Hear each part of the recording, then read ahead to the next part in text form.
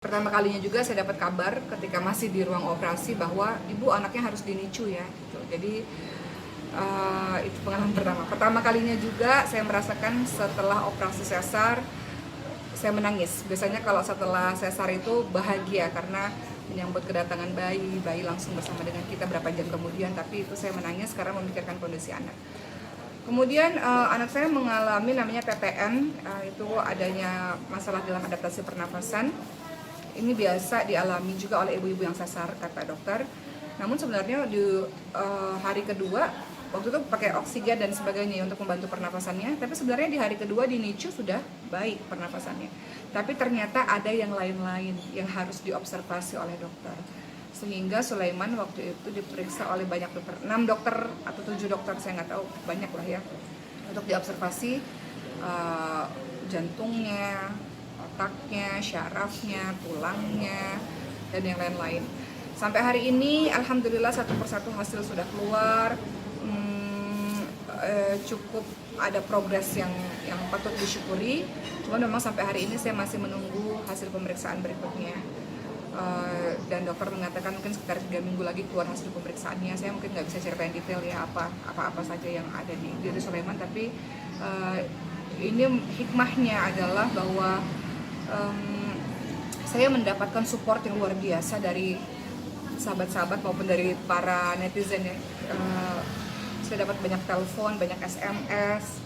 Jadi Zaskia Meka misalnya nanyain kabar anak terus, oke Sulaiman gimana, atau Caca Frederica. Ini jadi rata-rata yang ngubungin saya ini mereka yang punya anak juga. Jadi mereka ngerasain, nggak apa-apa Ki, dulu anakku juga di NICU kok, punya KTN juga kok, itu kata Zaskia Meka. Atau kata Caca Frederica, kakak semangat ya, anakku juga kemarin di NICU kok.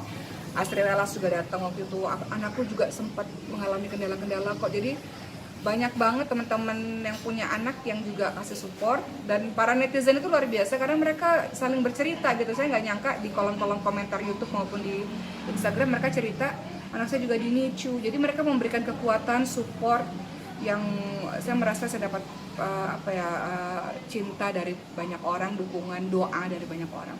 Jadi doakan saja semoga Sulaiman semakin harinya semakin membaik, insya Allah. Mungkin dalam beberapa hari ke depan insya Allah sudah boleh pulang, akan berobat jalan. Tapi ya itu tadi hikmahnya, saya merasakan banyak cinta, banyak doa dari banyak orang. Bersyukur bahwa ternyata banyak orang-orang di luar sana yang punya kejadian-kejadian mungkin lebih daripada apa yang saya alami. Kemudian ya bersabar, berhusnuzan pada Allah. Kemudian ya Allah bisa Allah yang punya, Allah yang berkehendak gitu. Allah yang memberikan sesuatu, ya Allah yang menyembuhkan juga. Jadi ya ini sekalian mohon maaf lahir batin untuk teman-teman sekalian yang mungkin ada kesalahan-kesalahan dari saya. Minta maaf dan minta terus doanya untuk Sulaiman. Insya Allah semoga cepat pulih, cepat pulang kembali ke rumah. Artinya membagi tugas dengan suami untuk jaga di rumah sakit atau seperti apa?